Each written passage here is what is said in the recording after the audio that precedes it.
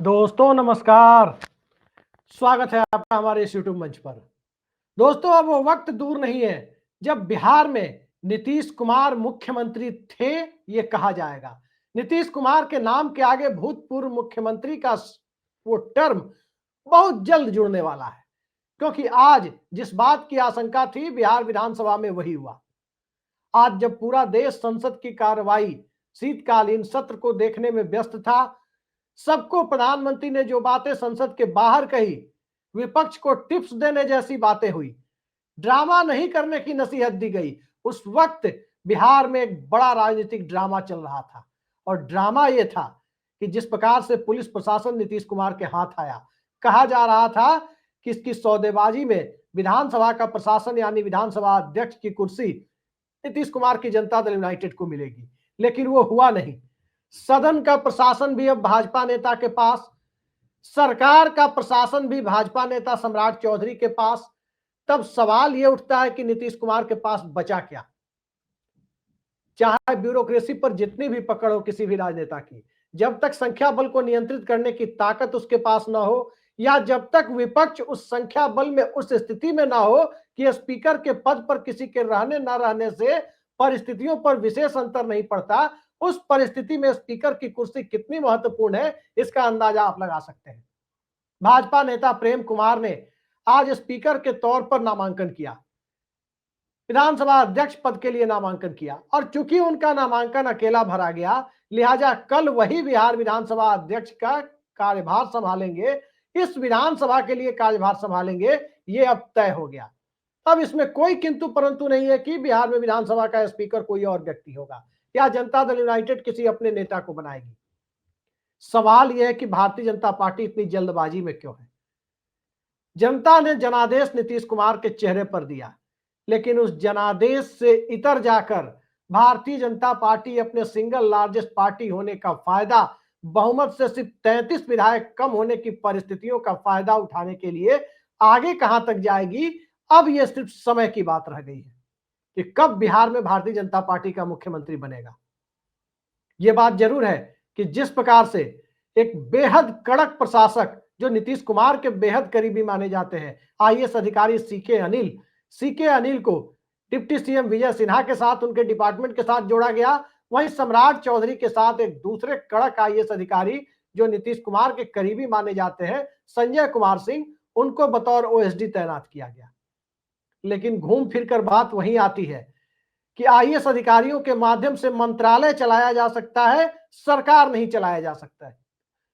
सदन के संख्या बल को नियंत्रित नहीं किया जा सकता, और जब सदन का संख्या बल आपके पक्ष में रहे, इसकी बुनियाद में ही जब राजनीतिक तौर पर घुन लग जाए, तो उस परिस्थिति में ब्यूरोक्रेसी पर कंट्रोल का कोई मतलब नहीं रह जाता, क्योंकि ब्यूरोक्रेसी में कंट्रोल के माध्यम से आप सत्ता को तब तक ही नियंत्रित करने की कोशिश कर सकते हैं जब तक मुख्यमंत्री पद की कुर्सी आपके पास है।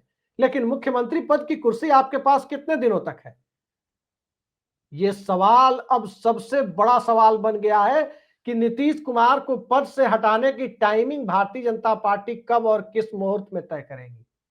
क्या भारतीय जनता पार्टी बंगाल चुनाव के पहले नीतीश कुमार से मुक्ति पालेगी? क्या भारतीय जनता पार्टी उत्तर प्रदेश के चुनाव तक नीतीश कुमार के स्वजातीय कुर्मी वोटों की चाहत में नीतीश कुमार को ढोती रहेगी, या फिर भारतीय जनता पार्टी इन सब को देखे बिना आने वाले 2, 4, 6, 8 महीनों में कभी भी जेडीयू के अंदर बड़ी टूट कराकर जनता दल यूनाइटेड के अंदर ही कोई एकनाथ शिंदे पैदा किया जाएगा, 1 आध साल के लिए उनको भी मुख्यमंत्री पद दिया जाएगा, उनको भी आयोग के माध्यम से असली पार्टी का दर्जा दिलवाया जाएगा, और तब 1-1.5 साल के बाद यानी जेडीयू के अंदर टूट कराकर जेडीयू के अंदर से ही नया मुख्यमंत्री बनवाकर और फिर उस मुख्यमंत्री को फिनिश करने के बाद अपना मुख्यमंत्री बनाया जाएगा। यही तो महाराष्ट्र में हुआ था। जब एकनाथ शिंदे के नेतृत्व में टूट हुई, तब कहा गया कि शपथ देवेंद्र फडणवीस की होगी, और उनके साथ बतौर डिप्टी एकनाथ शिंदे शपथ लेंगे। लेकिन शपथ ग्रहण समारोह के लिए जब कुर्सियां लगनी शुरू हुई, उस वक्त अचानक मंजर बदल गया और मुख्यमंत्री पद के तौर पर एकनाथ शिंदे ने शपथ ली। काफी टाल मटोल के बाद और मान मनोबल के बाद देवेंद्र फडणवीस, जो भाजपा नेता थे, जिनके पास 106 विधायक थे, वो 40 विधायकों वाले एकनाथ शिंदे के अधीन डिप्टी सीएम की शपथ लेने के लिए 2022 में मजबूर हुए। आज की स्थिति में इस तीसरे विकल्प की भी चर्चा है, लेकिन सवाल यह है कि नीतीश कुमार की पार्टी इतना सरेंडर क्यों करती जा रही है। उससे भी बड़ा सवाल यह है कि क्या बिहार में मंडल पॉलिटिक्स और समाजवादी धारा की राजनीति को एक तरफ जब राष्ट्रीय जनता दल महज 25 विधायकों के साथ किसी तरह से नेता विपक्ष की कुर्सी हासिल करने में कामयाब है, उस परिस्थिति में नीतीश कुमार ने सदन की सदारत से जनता दल यूनाइटेड को पीछे क्यों खींच लिया। जनता दल यूनाइटेड राष्ट्रीय जनता दल और भाजपा की तरह एक पार्टी नहीं है। राष्ट्रीय जनता दल एक बड़े सामाजिक समूह की पार्टी है, उसमें कोई आए कोई जाए, एक बड़ा वोट बैंक राष्ट्रीय जनता दल के नेतृत्व के साथ जुड़ा हुआ है और आगे भी जुड़ा हुआ रहेगा। भारतीय जनता पार्टी एक कैडर बेस्ड पार्टी है जो कभी कमजोर पड़ेगी, कभी मजबूत पड़ेगी, लेकिन फिलहाल जब तक कांग्रेस ताकतवर होकर सामने नहीं आती, तब तक भारतीय जनता पार्टी को यूपी बिहार में कोई चैलेंज नहीं है। एक पार्टी के तौर पर भले ही वो सत्ता में रहे या विपक्ष में रहे, उसकी दमदार उपस्थिति बरकरार रहेगी। लेकिन जनता दल यूनाइटेड की जब बात आती है, तो जनता दल यूनाइटेड के अस्तित्व के लिए जो सबसे बड़ी प्री कंडीशन है, पूर्व निर्धारित शर्त है, वो शर्त दरअसल ये है कि जनता दल यूनाइटेड के हाथ में बिहार की सत्ता की कमान बनी रहे। 2005 में जब नीतीश कुमार हीरो थे, बिहार की सियासत के सबसे बड़े हीरो, उस वक्त भी जनता दल यूनाइटेड के सर्वाइवल के लिए सत्ता का फेविकोल, सत्ता का चुंबक जरूरी था। 2010 में भी जब सबसे बड़ी जीत जनता दल यूनाइटेड ने हासिल की, 115 विधायक अपने बूते हासिल किए और 91 विधायकों वाली भाजपा को किसी तरह की बार्गेनिंग के लायक नहीं छोड़ा, तब भी नीतीश कुमार की पार्टी के सर्वाइवल के लिए सत्ता सबसे जरूरी तत्व है, ये बात पुष्ट होकर सामने आई। 2015 में भी वही स्थिति थी कि सत्ता और पार्टी के सर्वाइवल के लिए लालू यादव से अलायंस करना पड़ा, और 2020 में भी यही स्थिति थी कि पार्टी भले ही कमजोर हुई, लेकिन राष्ट्रीय जनता दल के विधायक इतनी बड़ी संख्या में जीत कर आ गए कि भारतीय जनता पार्टी अपनी चाहत को पूरा करने के बेहद करीब होने के बावजूद वो पूरा करने में नाकाम ही रहती, लिहाजा उसने पीछे हटना ही मुनासिब समझा, क्योंकि राष्ट्रीय जनता दल और जेडीयू महागठबंधन और जनता दल यूनाइटेड को मिलाकर 2/3 बहुमत की स्थिति उस आंकड़े में बन रही थी। आज की तारीख में single largest party Bharatiya Janata party Bihar के अंदर है, 89 विधायक हैं, बहुमत का आंकड़ा 243 की असेंबली में 122 पर जाकर टिकता है, 122 से महज 33 विधायक कम है। जनता दल यूनाइटेड के पास 38 विधायक कम है, क्योंकि उसके 85 विधायक हैं, 37 विधायक कम है। लेकिन उन 37 की आपूर्ति कैसे हो सकती है अगर भारतीय जनता पार्टी से नीतीश कुमार आने वाले वक्त में दामन भी छुड़ाने की कोशिश करें, तो दामन छुड़ाने के लिए विपक्ष में 35 सीटें तो इंडिया गठबंधन के पास है, और नीतीश कुमार की लगातार प्रशंसा कर रही असदुद्दीन ओवैसी की एआईएमआईएम, जिसके सभी विधायक मुसलमान हैं और उनके भारतीय जनता पार्टी में शामिल होने की कोई संभावना नहीं है, लिहाजा वो 5 विधायक भी देखें तो 40 विधायक होते हैं। इसके अलावा बसपा के 41 विधायक होते हैं। नीतीश कुमार के साथ जो एनडीए गठबंधन में जो पार्टी मानी जा रही है, जो खुद ही अपने अंतर विरोधों से अभी हलकान है, वो पार्टी, उसके भी 4 विधायक हैं उपेंद्र कुशवाहा की पार्टी के। तो कुल मिलाकर 130-32 विधायकों का ये आंकड़ा बनता है। लेकिन सवाल यह है कि 130-32 विधायकों के आंकड़े और इनके वोट सदन में किसी भी विश्वास मत या अविश्वास प्रस्ताव की स्थिति में सुनिश्चित कराने के लिए विधानसभा स्पीकर की कुर्सी बेहद महत्वपूर्ण हो जाती है। नीतीश कुमार ने इस कुर्सी पर कंप्रोमाइज जैसे ही किया, जैसे ही प्रेम कुमार नामांकन भरने चले गए, उसी वक्त यह तय हो गया कि अब बिहार के अंदर जनता दल यूनाइटेड का मुख्यमंत्री सिर्फ दिन गिनने की जरूरत है, हफ्ते गिनने की जरूरत है कि सत्ता की कमान भारतीय जनता पार्टी के बजाय जेडीयू के हाथ में बनी हुई है। अब भारतीय जनता पार्टी मुख्यमंत्री सम्राट चौधरी को बनाएगी, विजय सिन्हा को बनाएगी, नित्यानंद राय को बनाएगी, गिरिराज सिंह को बनाएगी, या जनता दल यूनाइटेड में टूट कराकर उस टूट के माध्यम से आने वाले किसी नेता को बनाएगी, यह बीजेपी को तय करना है। दरअसल कई सारे परिवर्तन एक साथ बिहार की राजनीति में विजिबल हो रहे हैं, वो दिखाई दे रहे हैं और कोई भी उसे पढ़ सकता है।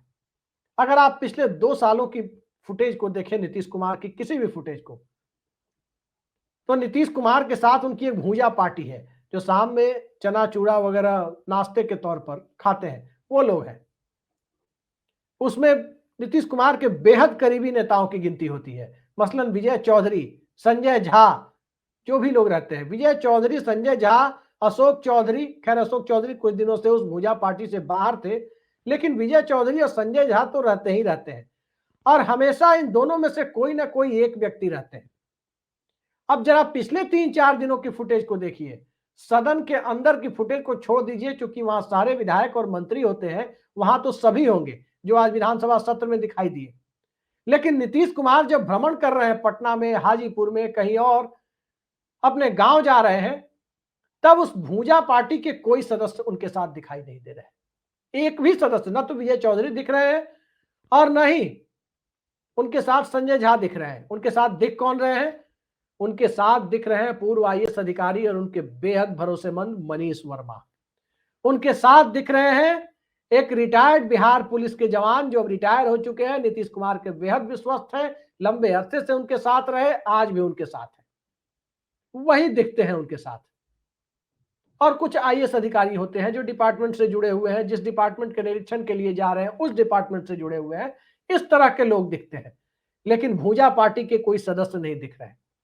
तो क्या भूजा पार्टी के सदस्यों को भी अब यह इल्हाम हो चला है कि नीतीश कुमार का बतौर मुख्यमंत्री अब गिने चुने दिन शेष रह गए हैं? सवाल बड़ा है। सवाल इसलिए भी बड़ा है क्योंकि नीतीश कुमार एक ऐसे नेता के तौर पर बिहार में देखे गए, चाहे कोई उनकी प्रशंसा करे, आलोचना करे, प्रशंसा और आलोचना दोनों को एक धरातल पर रखकर जहां उचित हो वो दोनों करनी चाहिए। लेकिन नीतीश कुमार की आमतौर पर प्रशंसा करने की बजाय एक लाइन में अगर पॉजिटिव बातें कही जाए, शासनकाल में जितना भ्रष्टाचार है वो चरम पर है, छोड़ दीजिए उसकी चर्चा, क्योंकि जनता ने उस भ्रष्टाचार को स्वीकार करते हुए उन्हें जनादेश दे दिया। शराबबंदी फेल है, उसकी चर्चा छोड़ दीजिए। 20 साल में बिहार का इंडस्ट्रियलाइजेशन नहीं हुआ, आईटी हब नहीं बना, पलायन बदस्तूर जारी रहा, पलायन बढ़ गया, छोड़ दीजिए इस चर्चा को, क्योंकि इस चर्चा को बिहार की जनता ने ही नकार दिया है। तब सवाल ये उठता है कि बिहार की जनता ने नकार दिया तो अभी तक कम से कम 2-3-4 महीने जो सत्ता का हनीमून पीरियड होता है, उसमें इन सब सवालों पर चर्चा के लिए कोई जरूरत महसूस नहीं की जानी चाहिए। लेकिन जो नीतीश कुमार की सकारात्मक बातें हैं, जो तमाम नीतीश कुमार की नाकामियों के बीच में लोगों ने देखा, उसकी चर्चा जरूरी है। चर्चा दरअसल ये है, और जिस बात की, जिस परिस्थिति को लोग आंकने की कोशिश करते हैं कि एक ऐसी पार्टी जो बेहद लचर संगठन के साथ बिहार में है, जनता दल यूनाइटेड, वो बार बार सत्ता में क्यों आ जाती है, चाहे इस बैसाखी के सहारे या उस बैसाखी के सहारे, भाजपा के सहारे या आरजेडी के सहारे। इसका सबसे बड़ा कारण यह है कि नीतीश कुमार पर व्यक्तिगत भ्रष्टाचार के कोई आरोप नहीं है, नीतीश कुमार पर परिवारवाद के कोई आरोप नहीं है, नीतीश कुमार पर किसी कॉरपोरेट घराने और गोदी मीडिया, गोदी सेठ को नियंत्रित करने के कोई आरोप नहीं है। और जनता इन सब चीजों को, विकास, औद्योगिकरण, आईटी, इन सब चीजों से ऊपर मानते हुए, इन्हीं सब चीजों को ऊपर मानते हुए जनता ने नीतीश कुमार पर एतबार कर लिया। तेजस्वी यादव और सम्राट चौधरी को जनता ने बिहार में फिलहाल नेतृत्व करने के योग्य नहीं माना, नीतीश कुमार के चेहरे पर ही भरोसा जताया। लेकिन यह भरोसा क्या भारतीय जनता पार्टी कर पा रही है? आज अगर नीतीश कुमार की पार्टी का स्पीकर बनता हुआ दिखाई देता, तब यही बात हम दावे के साथ कह सकते थे कि आने वाले वक्त में बिहार में विपक्ष परिवर्तन होना तय है। अब इन शब्दों को थोड़ा संशोधित करते हुए यही कहा जा सकता है कि आने वाले दिनों में नीतीश कुमार बिहार में विपक्ष परिवर्तन के लिए एक जोरदार प्रयास करते हुए दिखाई देंगे। हो सकता है उसमें कामयाब भी हो जाए, हो सकता है उसमें नीतीश कुमार फेल भी हो जाए, क्योंकि विधानसभा में सदन को नियंत्रित करने वाली ताकत अब भारतीय जनता पार्टी के विधायक प्रेम कुमार के हाथ चली गई है। सदन के अंदर ही नीतीश कुमार की ताकत बिहार के अंदर उनकी ताकत की पुष्टि करती है। तो सदन के अंदर अब भारतीय जनता पार्टी के रहमो करम पर आ गए। सवाल यही है कि आखिर नीतीश कुमार इतने लाचार क्यों हो गए? क्या पार्टी के अंदर की परिस्थितियों ने उन्हें लाचार कर दिया? क्या उनके स्वास्थ्य को लेकर जो खबरें चलती रहती है, क्या उन खबरों में कोई तथ्यात्मक रूप से ऐसी बातें हैं जिसकी वजह से वो लाचार हो गए, या कोई और परिस्थितियां हैं जिसमें नीतीश कुमार 43 विधायकों वाली पार्टी के नेता होने के बावजूद राजनीतिक तौर पर लाचार दिखाई नहीं दिए, लेकिन दोगुने यानी 85 विधायक होने के बावजूद राजनीतिक तौर पर लाचार दिख रहे हैं।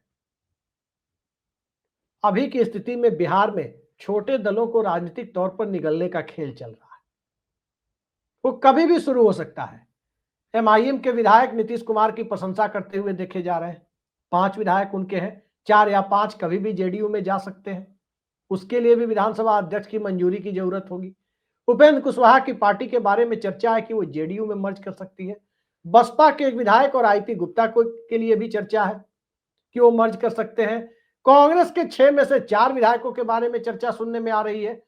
सवाल यह है कि इन सारे मर्जर को अनुमति कौन देगा, इनको वैधानिकता और मान्यता कौन देगा। वो मान्यता देने का काम विधानसभा स्पीकर को करना है। और क्या जेडीयू से बड़ी बीजेपी से बड़ी पार्टी जेडीयू विधानसभा में हो जाए? क्या इस मामले को विधानसभा के नए स्पीकर लटकाना पसंद करेंगे या तत्काल मान्यता दे देंगे? इसी सवाल के साथ भारतीय जनता पार्टी की नीयत का पर्दाफाश आने वाले वक्त में हो जाएगा। पहली चीज, नीतीश कुमार के बिना भारतीय जनता पार्टी आगे बढ़ सकती है, यह कॉन्फिडेंस कहां से आया? ये बीजेपी के अंदर ये आत्मविश्वास कहां से आया? ये आत्मविश्वास वहीं से आता है जहां से राष्ट्रीय जनता दल 25 सीटों पर सिमट जाती है। जरा याद कीजिए 2010 का दौर। 2010 में भारतीय जनता पार्टी 91 सीटें जीती थी। नीतीश कुमार की पार्टी से 24 सीटें कम जीती थी, लेकिन राष्ट्रीय जनता दल 22 पर सिमट गई थी, जैसे आज 25 पर सिमटी है। उस वक्त स्थिति यह हो गई 2013 के जून महीने में कि 10-12 दिनों तक भारतीय जनता पार्टी के मंत्रियों ने कार्यालय जाना छोड़ दिया, क्योंकि उन्हें उस वक्त बीजेपी के अंदर हावी होने की कोशिश कर रही गुजरात लॉबी का संदेशा था कि नीतीश कुमार से दूरी बनानी है। नीतीश कुमार ने 2 दिन देखा, 4 दिन देखा, 10 दिन देखा, 12 दिन देखा कि मंत्री कार्यालय नहीं जा रहे हैं, फोन नहीं उठा रहे हैं। उसके बाद एक झटके में बीजेपी के दर्जन भर यानी लगभग सभी मंत्रियों को बर्खास्त कर दिया और बीजेपी से नाता तोड़ लिया। वो कॉन्फिडेंस उस वक्त भी क्यों आया था? दुनिया कहेगी कि नरेंद्र मोदी के चेहरे पर बीजेपी को एक कॉन्फिडेंस दिखाई दे रहा था। ये बात आंशिक रूप से सत्य है, लेकिन आंशिक रूप से यह बात सत्य है। और दूसरा महत्वपूर्ण फैक्टर इसके साथ यह है कि राष्ट्रीय जनता दल जो 22 सीटों पर चली गई थी, उस वक्त बीजेपी ने मान लिया था कि आरजेडी का चैप्टर क्लोज हो चुका है और अब बिना नीतीश कुमार के ही बिहार में सरपट दौड़ा जा सकता है। इस चीज को नीतीश कुमार ने भी डिकोड किया और राष्ट्रीय जनता दल को भी जिंदा किया 2015 में, और खुद भी राजनीतिक तौर पर उनकी पार्टी को एक नया जीवन मिला। दोनों के लिए रिवाइवल या सर्वाइवल दोनों ही परिस्थितियों में वो गठजोड़ कारगर रहा। एकमात्र चुनाव 1991 के लोकसभा चुनाव के बाद लालू यादव और नीतीश कुमार मिलकर लड़े तो वो 2015 का विधानसभा चुनाव था और उसमें बीजेपी को धूल चटा दी थी। उस वक्त स्पीकर भी उनका था, सदन के अंदर बीजेपी को स्पीकर की कुर्सी नहीं दी थी। अब जो परिस्थिति दिखाई दे रही है, उस परिस्थिति में घूम फिरकर बात एक ही आती है। बात यह आती है कि इस गठबंधन में रहकर नीतीश कुमार की मुख्यमंत्री की कुर्सी बचनी नहीं है, ये तय मानिए। और उस गठबंधन में जाकर कुर्सी नीतीश कुमार की कहीं से खतरे में नहीं है, यानी महागठबंधन के साथ होने के बाद कोई ऐसा दल अभी स्थिति में नहीं है कि नीतीश कुमार के सामने सर उठा सके और इस देश की राजनीति बदल सकते हैं नीतीश कुमार, अगर नीतीश कुमार ने इस बार भारतीय जनता पार्टी को झटका देकर एक बड़ी लकीर खींची तो। लेकिन झटका देने के लिए सदन का संख्या बल अपने पक्ष में रखना बेहद जरूरी है, और क्या नीतीश कुमार उस संख्या बल को अपने पक्ष में रखने की गुंजाइश अब बना पाएंगे? क्योंकि भारतीय जनता पार्टी की नजर भी छोटे दलों पर है। एमआईएम के विधायक को बीजेपी को पता है कि वो उनके साथ नहीं जाएंगे, लेकिन बसपा वाले उनके साथ जा सकते हैं, आईपी गुप्ता उनके साथ जा सकते हैं। इसके अलावा उपेंद्र कुशवाहा की पार्टी के विधायकों पर डोरे डाले जा सकते हैं, और इसके अलावा और आगे कहें तो कांग्रेस के विधायकों पर भी डोरे डाले जा सकते हैं। यह बात जरूर है कि भारतीय जनता पार्टी राजद के 25 और लेफ्ट के 3, इन 28 विधायकों में कोई तोड़फोड़ कर पाएगी, इसकी गुंजाइश कम है। लेकिन यह बात भी सही है कि तोड़फोड़ करने की कोशिशों से बाज भी नहीं आएगी बीजेपी। ठीक इसी तरह नीतीश कुमार भी आने वाले वक्त में चिराग पासवान की पार्टी में तोड़फोड़ करने की कोशिशों से बाज आएंगे, इसकी गुंजाइश कम दिखाई देती है। लेकिन तोड़फोड़ को वैधानिकता देने वाला यंत्र अब भारतीय जनता पार्टी के हाथ जब जा चुका है, तब नीतीश कुमार के सामने रास्ता क्या बचता है। अब वो रास्ता मैं आपको याद दिलाता हूं, लेकिन क्या अब वो इतना स्मार्टली खेल पाएंगे जो 2024 या 2022 में उन्होंने खेला था। पाला बदलने के पहले स्पीकर के खिलाफ अविश्वास प्रस्ताव का नोटिस और विश्वास मत हासिल करने की कवायद तब जब स्पीकर बदल दिया जाए। आज की तारीख में क्या स्पीकर बना अभी नहीं है, स्पीकर कल चार्ज लेंगे, क्या उन्हें बदलने की कवायद अब नीतीश कुमार कर पाएंगे? और क्या उसके लिए उन्हें जरूरी ऑक्सीजन इंडिया गठबंधन से जितनी उम्मीद है, क्या भारतीय जनता पार्टी इंडिया गठबंधन के दलों को इस लायक छोड़ेगी कि वो इस कवायद को कर पाए? हालांकि ये बात भी हमें याद रखनी होगी कि जब जब नीतीश कुमार को पॉलिटिकली फिनिश किया गया, नीतीश कुमार उसके बाद निखर कर बाहर आए। लेकिन इस बार नीतीश कुमार के फिनिश होने की गुंजाइश लगभग पूरी तरह से बन चुकी है। अब कोई करिश्मा ही नीतीश कुमार की सियासत को बचा सकता है, नीतीश कुमार की जनता दल यूनाइटेड को बचा सकता है, कोई करिश्मा ही बचा सकता है। ना तो राहुल गांधी की पार्टी अकेले उन्हें बचा सकती है, कांग्रेस पार्टी, न तेजस्वी यादव अकेले उन्हें बचा सकते हैं, और न ही लेफ्ट पार्टियां अकेले बचा सकती हैं। वो ताकत बिहार के छोटे दलों के विधायकों में है जो कुछ कर सकते हैं। तो अब देखते जाइए आने वाले वक्त में क्या होता है। नीतीश कुमार के सामने ऑप्शन बहुत सीमित है, और बिहार जिस दिन भारतीय जनता पार्टी ने कब्जा कर लिया, तय मानिए कि उसके बाद का खेल पूरी तरह से इस देश में भारतीय जनता पार्टी का है। बिहार और बंगाल जैसे राज्य और दक्षिण भारत के राज्य अभी भी एक काउंटर बैलेंस, एक संतुलन बनाकर इस देश में पक्ष और विपक्ष के रूप में रखे हुए हैं। लेकिन बिहार उसमें एक बड़ा राज्य है, 40 लोकसभा सीटों का राज्य। यह विकेट अगर बीजेपी ने गिरा दिया तो फिर इस देश की राजनीति पूरी तरह से सत्ता पक्ष के पक्ष में असंतुलित होती हुई दिखाई देगी। यही बिहार की परिस्थिति है। आज की तारीख में बहुत साफ साफ यदि कहा जाए तो भारतीय जनता पार्टी के विधायक जब विधानसभा और विधान परिषद का संचालन करेंगे तो सीधी सी बात है कि पूरी कमान अमित शाह के हाथ में होगी।